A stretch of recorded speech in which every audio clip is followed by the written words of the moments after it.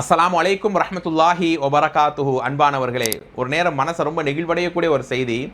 ஒரு தோழரை, ஒரு சஹாபியை பார்த்து ரசூலுல்லாஹி சொல்றாங்க, இவர் ஒரு சொர்க்கவாசி. அப்ப இன்னொரு சஹாபி, அவருக்கு இவ்வளவு ஒரு பெரிய சான்ஸா, இவ்வளவு பெரிய வாய்ப்பா, எப்படி அவருக்கு அது கிடைச்சதுன்னு அவர் நான் ஃபாலோ பண்றேன் அப்படின்னு அவர் சிறப்பாக செஞ்சுட்டார். ரசூலுல்லாஹி சொர்க்கவாசின்னு சொல்ற அளவுக்கு 2 நாள் 3 நாள் வாட்ச் பண்றாரு. நார்மல் நம்மள மாதிரி தான் தொழுகிறார், நம்மள மாதிரி தான் இபாத்து பண்றாரு, போறாரு வராரு, எதுவும் ஸ்பெஷலா இல்லையே.